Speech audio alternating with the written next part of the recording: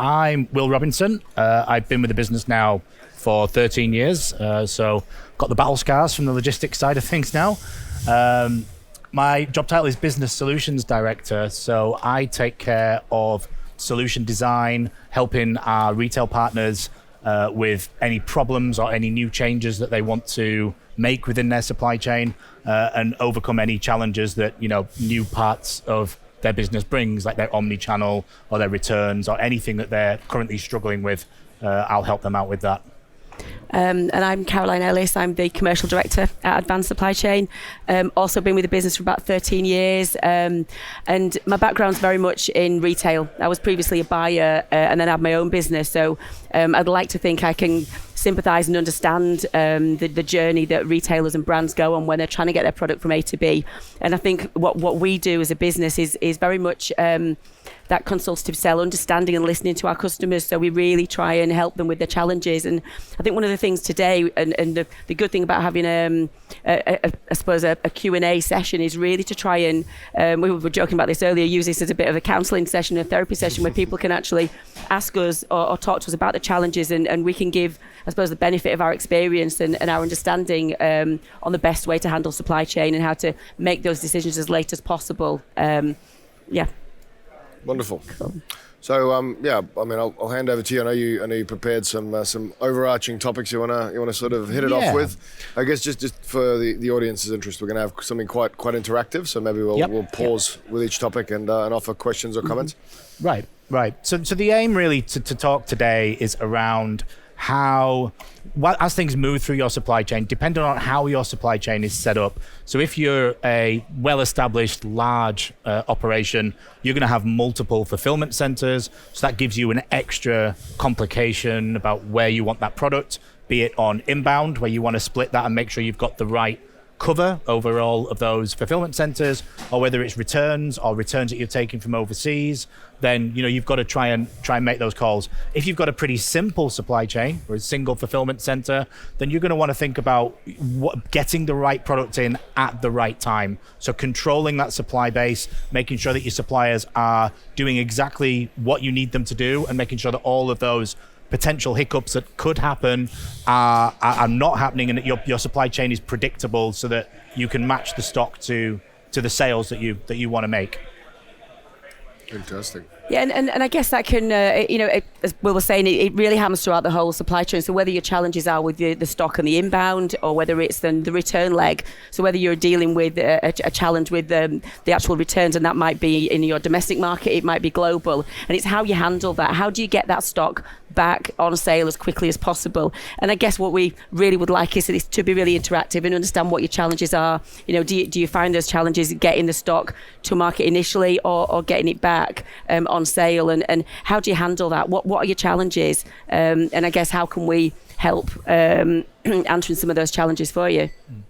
One of the common themes that we've seen being here over the past day or two has been around the repatriation of overseas returns. Is that a common feel that people are getting? As a show of hands, is that a challenge that you're having at the moment in terms of getting the right product back and making sure that you're not paying duty on products that may be damaged or unsaleable? Is that a challenge that anyone's having at the moment? Is there any show of hands on that? Nobody? No. You've all got that sewn up. That's amazing. You got that challenge on that. Yeah. So it's a recurring theme that we've seen over the last couple of days, that this is, there's a lot of waste, there's a lot of product that's coming back that is faulty. The customer has told you it's faulty and is still getting repatriated, and you're bringing that back over borders, spending a lot of time and effort on that product. And I guess it'd be kind of good to hear from anyone who's got solutions on that. We've got some solutions that we've been doing with our retail partners. So yeah, if anyone's got any challenges with that, please do speak up. Did you have a question? No. Okay. So one of the things that we've been working on recently around returns for some of our partners is trying to handle the disposition lanes, and trying to make sure, especially when it's really far away. So one of the first areas that we've started touching on this was product that was being fulfilled from the UK out to Australasia. So we were having a heck of a lot of products out there, that a lot of wasted effort. So we already consolidated the parcels. We were already saying, let's send them back to a local consolidation center so that we're not having to pay individual parcel rates for everything coming back, and we can leverage, a stronger lane getting that back. But then we started to think a little bit more about unseasonable products, things that are kind of, you're no longer seeing a strong demand against those products, low margin products, and products that may, be just very, very or faulty, or something wrong with that product, that there's no real purpose in reconsolidation. So we've put some tech and we've put some solutions out there around making sure that those decisions are system-based. So on that first inspection, we can make sure that we're saying, okay, let's look at those margins, let's look at those disposition routes. And if it's something that we don't want to bring back to the UK, then we can put that back into the warehouse locally and put it out on aggregators or local channels or things that we can resell that at a lower price, just to get rid of that product, make sure that we're getting some value back from that, or even working with partners or charity partners in the region just to say, this product makes no financial sense to repatriate and bring that through. And then one of the other main things is all faulty goods taken out, making sure that they're not being shipped halfway around the world to get that product back in. Other areas as well around the right stock in the right place is we're helping partners, making sure that they can make supply chain decisions very, very late in the supply chain. So you can imagine that if you're bringing products in from origin, you may be bringing it into a central point and then kind of maybe doing cross warehouse shipments, or trying to or you're having to make those orders so far ahead of time that the world has changed when the containers have arrived and it's not quite in the right place. We help with the technology and making sure that we can split and deconsolidate those shipments and make sure that we're making very last minute decisions to correctly balance the stock across those two places. And we do the same with returns. We monitor stock levels in fulfillment centers. When the return comes in, we can route that back to the return center, the fulfillment center that we want it to be at. I guess this is really important if you're looking at omni-channel. So you may be a brand, you've got your own retail, you've got your own online, but equally you've got partners, and you're working with multiple different partners from a B2C, a B2B, or a direct-to-consumer model. How do you handle that? How do you get the right stock in the right place, whether that's one pot of stock or multiple pots of stock? How do you actually make those decisions and handle that quickly? And we work with people on exactly that, by being able to make those decisions.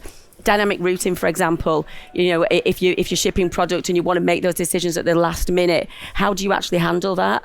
It'd be, again, really interesting to hear if people have those challenges, and how do you actually deal with that without overstocking. We were having a conversation with somebody maybe yesterday or today, and they had that exact same problem. Having multiple pots of stock is a real challenge. You've got more stock than you need, but how can you handle that quicker? How can you make those decisions at the last minute and have that stock in the right place? And I guess right now it's been a real challenge.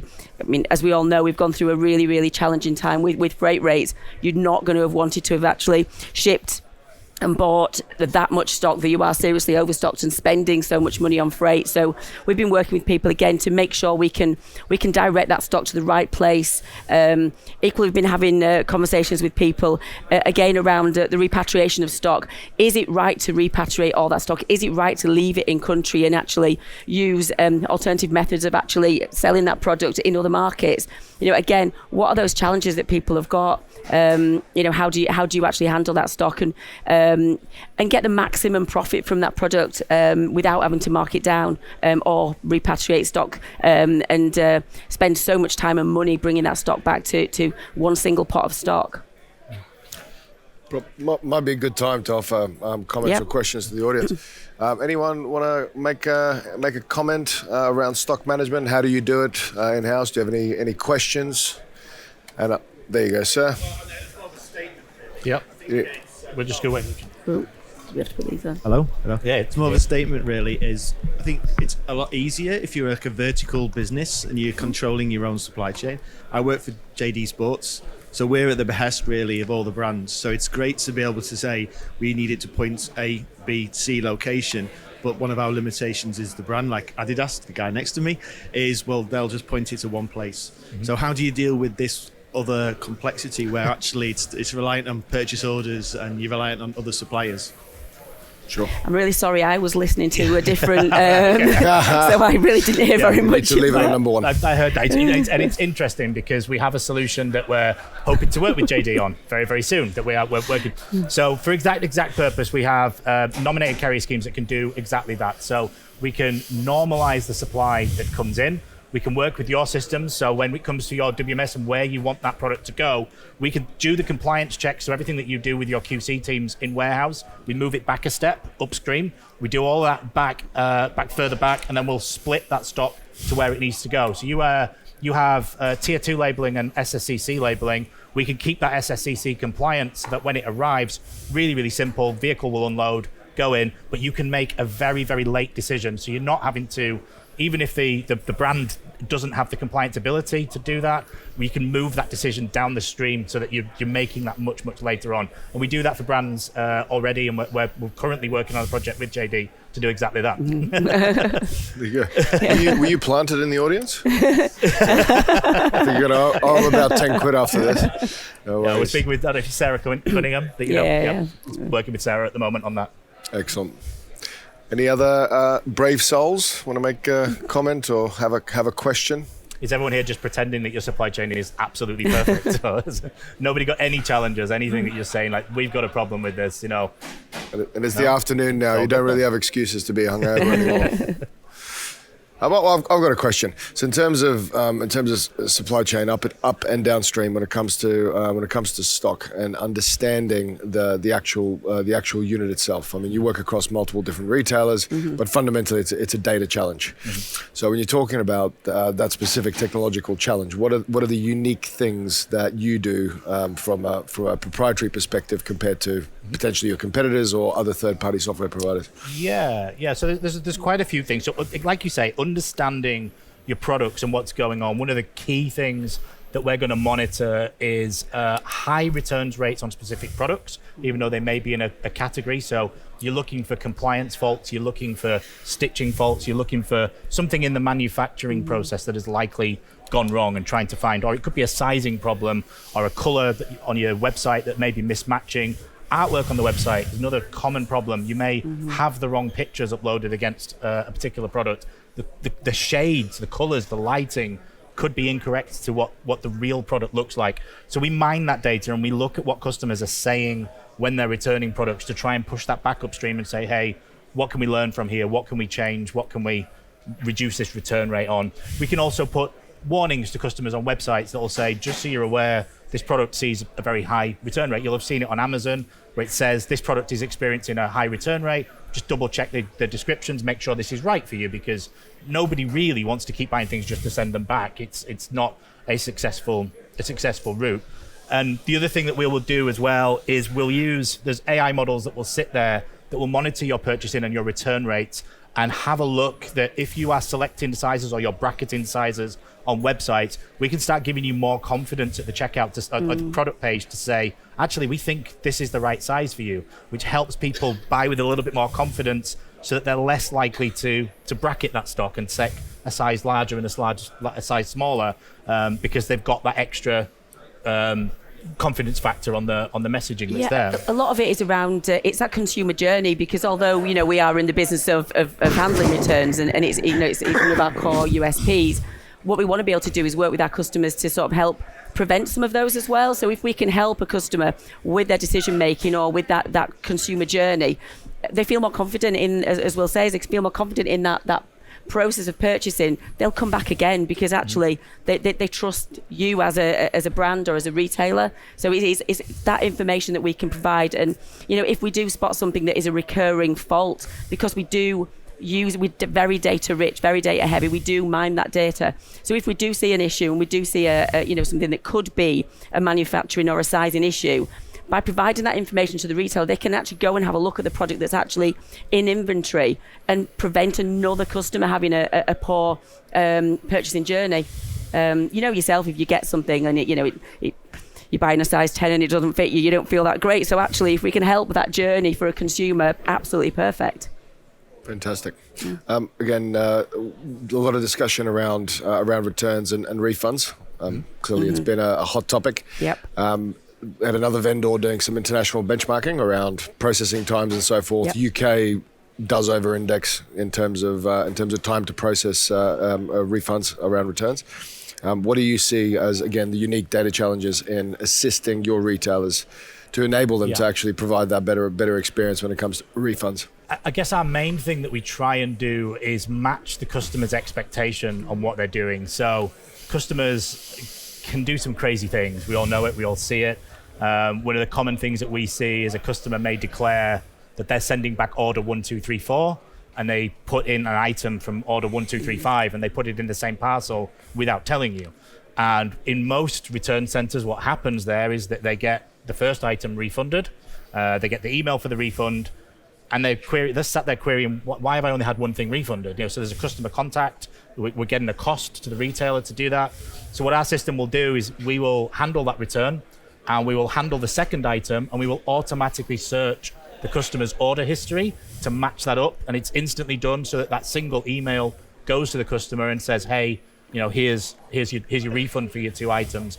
And we do the same on anywhere where we think there may be a little bit of more detailed inspection that we need. So if our initial core inspector suspects there may be fraud, on one particular item in there, the 2 items will go back to stock that are not. The 1 item will be sent over to a more detailed inspection, but we'll hold the refund back a little bit later until we get the answer on the 3rd, so that we're not splitting those notifications to the customer and the customer being confused as to, well, why have I only had 2 items refunded when I was supposed to have 3? And on the back of that, then again, coming back to what we're saying here is that we're monitoring stock levels across FCs, we're monitoring seasonality, we're monitoring all the different parts. Like you may say, this is a high value product, we want this to go back into our FC in the high value cage. We'll make sure that all those segregations are happening, including drop ships. If you've got merchants who are selling on your website that are shipping direct and you happen to get a product back that really shouldn't have been sent back to you, we can make sure that that's extricated and routed back to that drop ship supplier, so you're not dealing with that mess within your fulfillment center and having to unpick what's happened there. To the point as well on actual timing, it's a really important point because yourself, if you're buying a product and you're buying it from overseas, and for me, if I'm buying something, I always look at the returns policy. I always look at what that looks like. Can I return it back? What's the timing to actually get that money back? And from a consumer's point of view, getting the money back quickly means that actually it's back in your pocket, you're going to spend again, and it's about that journey. So and again, we've been having these conversations over the last couple of days, and where people are potentially a UK retailer or brand shipping overseas, shipping to the other side of the world, but then when a customer wants to return it, that journey of getting that product back can take some time. And it's that journey at what point does the customer get their money back? I was speaking to somebody this morning. The refund is made when the product is back in the warehouse. That could take weeks. Is that the right decision? Should it be made at first touch? Or is there options to decentralize that process so that the consumer journey is such that the product can be still moving through the supply chain to get back to inventory, or stay in that country or be inspected and graded there, so you're not actually transporting product back across the globe if it isn't actually worth doing that. And it is all these real intricacies and details around the return journey that we really want to delve into so that we can actually find that right solution, because at the end of the day, the most important thing is the consumer, and they want that money back if it's not a product they want to keep. So how do we make that journey better? And that's something really, really important to think everybody as a retailer, a brand and a consumer. And so that's something that we're really, really interested in delving into to improve our whole returns process and that product journey. Fantastic, thank you. We'll open up back to the audience again for any comments or questions. Any brave souls? This is a dare now, and I'm not resorting to bribery. There's one thing that we notice as well, like when we're working with brands and retailers, I think the ones that are on the growth path are always the ones that when they're designing their supply chain or they're making changes in their supply chain, speak as if there's a customer in the room. So they're making decisions and they're saying, how is this going to impact the customer? What does this mean for our end user? And the companies are a little bit more, probably more on the decline or struggling or trying to find cost savings. They're the ones who forget, and they forget that there's a customer element of it. And I think from my experience, I would say that whatever changes you're making always consider it from the customer's point of view as well. As much as we're all here for efficiency and things like that, it tends to be, I think supply chains are very much driven by consumer demand and what the consumers want to do. And I think it's an important part of that design. I've just had 2 horrendous return experiences. Are you? So, are you going to name names? No, I'll keep it polite, but you'll probably be able to guess. So my wife clearly does probably the vast majority of consumer expenditure in our house and makes a lot of the decisions around those sort of things.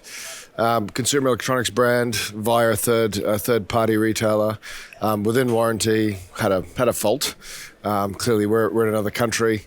About 6 phone calls later, they're like, "You're going to have to bring it back in shop." And after she proceeded to scream at them down the phone, they ended up actually accepting the fact that it's within warranty, it's broken, this customer's pissed off. So it's already been accepted as a return. I then have to go and queue up in a store, right? And they're saying because it was purchased online, they cannot process my refund in store. And in the meantime, you've already been waiting for 6 weeks, right? This is a week ago. I've heard nothing. There's no money in my bank account. I mean, it's just a diabolical experience. The other one, apparel retailer. Again, won't mention names. Major high street brand. Total split between e-com and the sort of physical returns element in terms of in-store. They didn't have concept of when it had been purchased. They were asking us to retrieve all the order data, the QR codes, etc. And I mean, you're busy. You got a period of time to get this done, and it's just they put the onus back on you, and it does really, really annoy you. So it's important to get some of these processes right and give stock identity through the whole journey. Yep.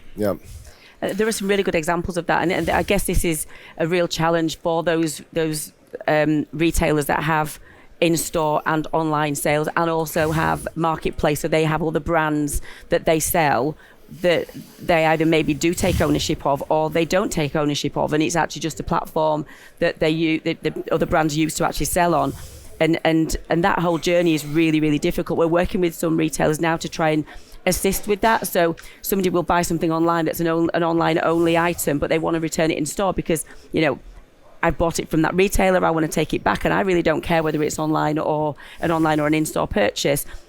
But for the challenge is for the in-store guys to actually be able to do that, and what does that process look like to be able to handle the return through the whole journey? It is a real challenge because it's getting more and more prevalent, and as more retailers work as a platform, even if somebody's sending something back as an e-com, in a parcel, the consumer's just going to put anything in that bag, and it might be a branded product. Let's take Adidas for an example, and Nike. There's retailers that actually sell both those products as a drop ship or a direct to consumer, but it'll be one return parcel, and the consumer will just put everything in the one, and it'll go back into a centralized pot.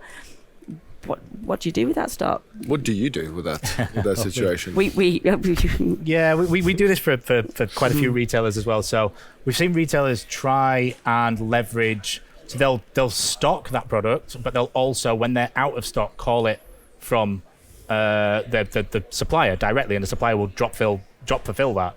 And that's really interesting because that means that the ownership of that stock now is very much dependent on the order context. So you need to know this particular order, this particular item, who does it belong to? Where do I need to route this product? Where does it need to go? And our technology will do that, and it will route it, and it will correctly route that product back to which supplier it needs to do. But not everyone's got that system maturity for that. So that is a real challenge. But from a consumer point of view, that's fantastic. That means that from a continuity line and a continuity product, it's never out of stock. Even when the retailer goes out of stock, they're able to call off the reserves of the manufacturer or the brand and say, hey, you send this to the consumer, and we've got it. Good luck. Yeah, exactly. In terms of the financial dynamics of returns, another interesting topic's been, I wouldn't say choking, but certainly slowing the flow down a little bit. Potentially a bit of frivolity over the last 10 years of growth. Let's say financial abundance and sort of gratuities towards customers to make it really easy to go and buy, but it creates massive problems for retailers as we've established. Have you seen retailers, let's say, take certain, maybe not as drastic as my case, but certainly in terms of maybe not offering free returns, offering kind of a slightly more premium type of experience? Have you seen that? Yeah, so starting to charge. Yeah, in the UK especially, this is a big trend that's coming in. So they're focusing still on the ease of return. So they're keeping the simplicity, the paperless QR code, going in and dropping your parcel off. But what they're doing is they're deducting maybe £2 or £3 from your refund amount to cover the cost of it, which is quite an interesting compromise in as much as you're keeping the thing. We're also seeing that the retailers that have stores are encouraging you to go back into store by not having that deduction if you return back into store. So they're trying to get the repeat custom, they're trying to get people to pick up other things and get more footfall driven into their bricks and mortar. That trend is growing, and we're seeing that, and we won't name names, but we're working with even more retailers who are going to turn that on soon as well, and that's going to become the norm.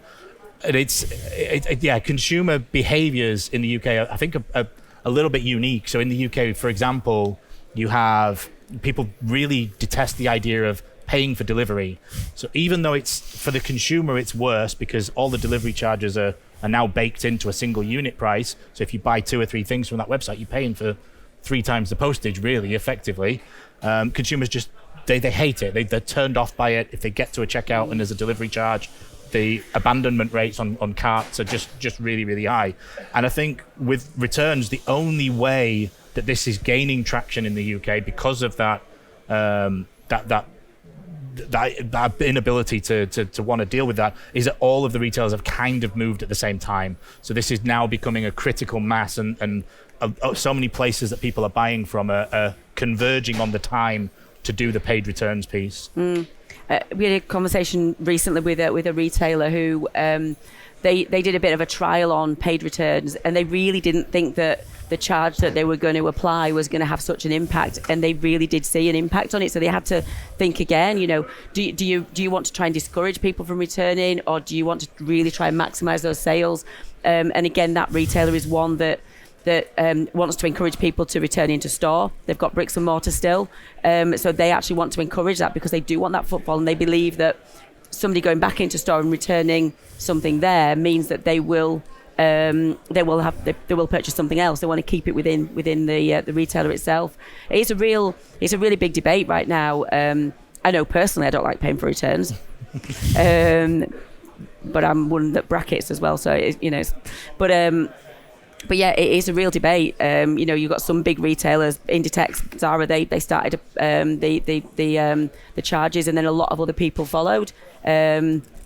I don't really know the right or wrong answer. Really, we actually did some research recently, and we've got a bit of a report on it.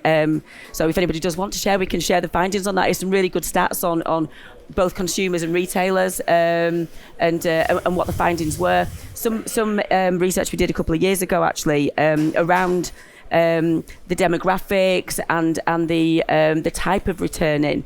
It was interesting that given the question, a consumer, would you prefer to have a more green return? So the option to, maybe something that's you go somewhere to actually drop it off rather than having a collection. There was and the same around actual deliveries. They were asked would they prefer the green option if there was a charge associated with it.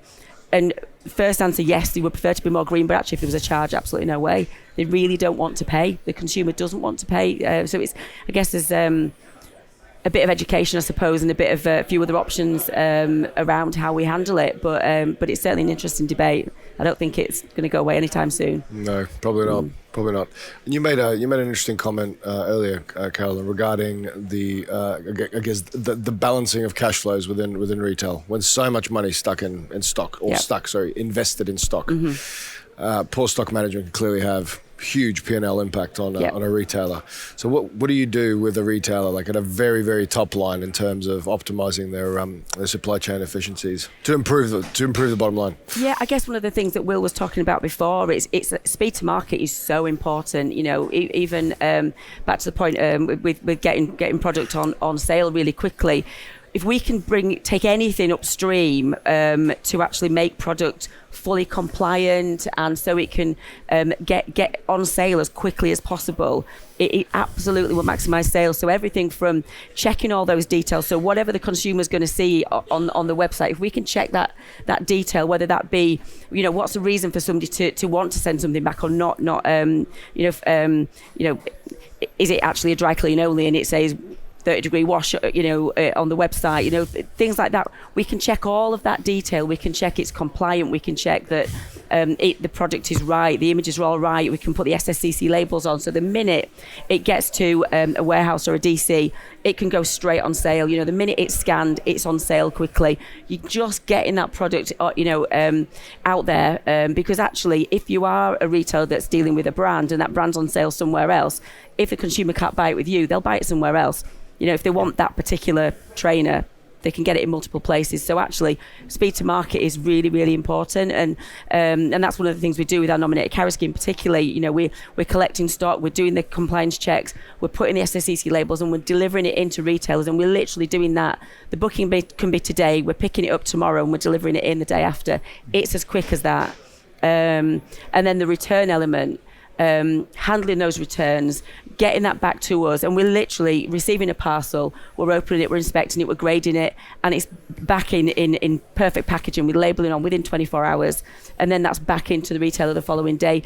It's got to be that quick, because if that product is sat around anywhere just being held up in that supply chain, it's dead money essentially. Right. And our software as well, we're able to track all those milestones. So if we have a product that sits in one status for any length of time that's outside our SLA, or it's on query or anything, we can drill down to the individual item. So we can check that, but more so we actually share that data and the access to our data with our customers. So our customers can be going online and actually seeing, well, actually, guys, you realise you've got that sat in that location. We are very, very transparent with our data. Keeps us honest. And just make sure that everything is completely transparent. But I say that speed of getting product on sale and back on sale is vital. Yes, three main areas where cash flow is impacted is, like you say, inbound QC failures, so things are not moving. Your returns, making sure your returns are quick, that they're back into stock as quickly as we can make them, and more than that, not filling up your fulfillment center with product that absolutely isn't going to sell, because there are supply chains, it's a tale as old as time, where you're stopping newness coming in because you just don't have the space, you don't have the capacity to do that, and that's an absolute killer. And the other one is customs. It's that product has got some kind of customs delay or something. If you've not pre-cleared that before that container arrives or before the wheels touch down on that plane, you're going to encounter problems, and you just have to make sure that you've got your visibility. And we've got tools that will highlight upcoming problems before they become problems, so that you can focus. It's one thing having visibility and saying, hey, I've got thousands of orders here. Being able to pinpoint the ones that your attention is needed on is absolutely crucial to make sure that cash flow is doing, the money's working for the business. I mean, there's a lot of European retailers obviously looking to the UK as obviously a major market, albeit in a slightly more difficult post-Brexit reality. So there's obviously challenges with supply chain. It's been a black box, but obviously a lot of things have been cleared up over the last sort of 12 to 18 months. Right. What have you seen as the easiest fixes for a retailer to make, for a European retailer to make inbound into the UK in terms of ticking all those yellow, green, purple, orange forms? I mean, it's I guess the simple answer, it's always been around tech integration. It's always been make sure you're paperless, make sure you're doing everything you can to make sure that data is fed through to give you the most efficient route in and get things over there. It's still a big market. It's still a very affluent market, so it's still worth doing the effort for. It is a pain for us all that we've now got to do these things, but it's my single point would be just get that paperless flow working, get the customs bit electronic, and get that flowing. Yeah. Excellent.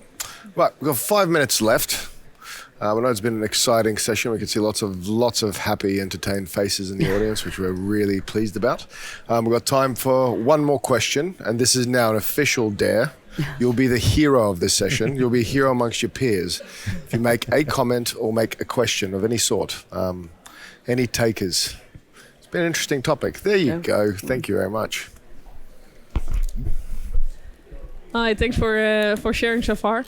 I was curious, could you advise a bit in returns and quality checks? So if products are coming back, how do you make sure a customer didn't do anything with the product and the product is still safe to use? And I'm not talking about fashion, but how do you make sure that happens? Yeah. Cool. So what we've got is we've got many retail, because especially with the explosion of omni-channel and all the different things that you could possibly sell, we're seeing like a big explosion in the number of different types of checks and quality checks that you're having to do when product comes back. So what we've got on our system is the system will detect the product type, or even if it's really, really niche, it's a really niche product SKU that you need to have very specialist inspection instructions on. They're displayed to the operative at the point that they've selected the item from the parcel. So we'll display it in their own language as well. So if they're not a native English speaker, they'll have it in their own language. If we need an embedded video to show you the inspection points of something, we can embed that in there. But the key is you don't want your returns operatives to have a manual like this and a 10-week training period to be able to handle all those different products. You need them to know exactly what to inspect and feed that loop back. So imagine you've got a brand new product. Merchandisers have just bought a completely strange product. We had the first couple of returns, and let's say we got it wrong. It went back out, and that customer got something that was not good enough. You feed that back through, and you make sure that feedback loop is working so that those inspection instructions can be updated so that you're seeing it. But more importantly, every return that we do has a unique code that's linked back to the exact desk, the exact operative, the exact person who did that, so we can train it back and see, hey, do you remember doing this really weird throwing star or whatever it was? Do you remember doing that? What can we learn from that, and how can we update the system? But the key is at the point you have that product in your hand, you need to know how to inspect that. I mean, I don't know, you said you're doing other things in fashion, but a really common one for us in fashion is if it's swimwear, check that there's a hygiene strip still attached. If it's sunglasses, make sure the UV label is still on there. But they're all things that you don't want to have returns operators constantly remembering. You want it there on screen to get that quality right first time. I think one of the key points as well in the way we work is obviously, we've got to sort of get through the returns process fairly quickly as well. So actually what we want to be able to do is have the core operatives really handling the returns, so that the consumers are getting the refunds back. But actually, if they see something that they're not quite sure about, or it is something that is a fault, it immediately goes as a non-grade A, so a grade B or a grade C, and it goes to one side, but then it goes to a more skilled operative to actually do the further checks. So we're not expecting every single person to know all the finer details. They'll have on screen, as Will said, instructions and images and videos if necessary, but actually what we want is somebody who's more skilled to actually carry out further processes. And there's other things, if it's electrical, like in the UK, we've got to do pat testing, we've got to, do repackage. There's loads of things that we need to do to get products back to grade A, and it's a training process that we make sure is there, it's on screen, it is followed to the letter, so an operative knows exactly what that product should look like. Fantastic, thank you. I did lie before. I don't like doing that, but I had to encourage you to speak. So we do actually have time for one more question or comment.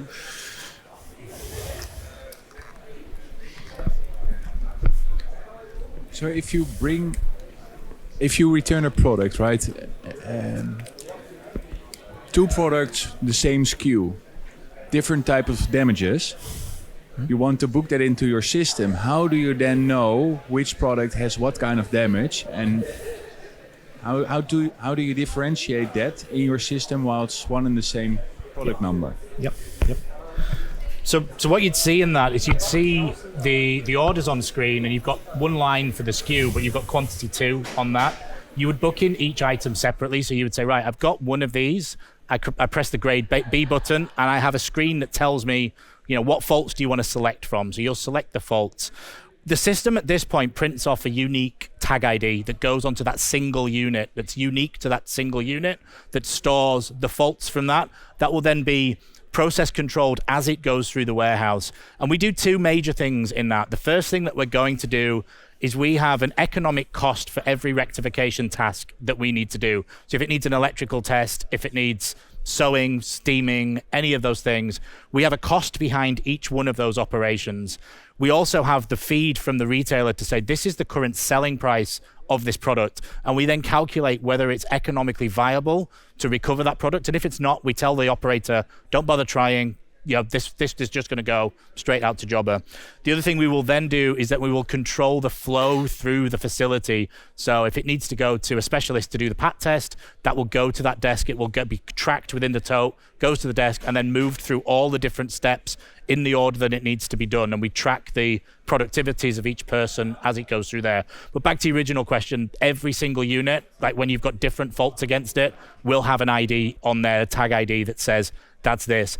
If you're working in a bulk scenario, so imagine you've got 10 and you have 5 with one fault and 5 with another fault, you would put the same tag ID on the 5 and say, right, they've got that fault, and you put the same tag ID on the other 5, and you control it that way. So it's a bit of a mixed bag on that one. Okay, does that cover your answer? Yeah. Cool. One final question. No? In that case, we can call it a day. My biggest takeaway from that session is using supply chain as an effective cash flow tool in times when a lot of retailers are being squeezed. Emphasize getting things out and back as fast as possible. Yep. Fantastic. Any closing comments from our wonderful panel? Thank you, and we're still here for an hour or so. If anybody's got any questions, you'll... There might be some KFC left on the stand as well, if anyone's a little bit veganed out on the... I'm so coming with you. Okay, fantastic. Warm round of applause for our panel. Thank you very much. Thank you, guys. Thanks, Carolyn. Appreciate your time.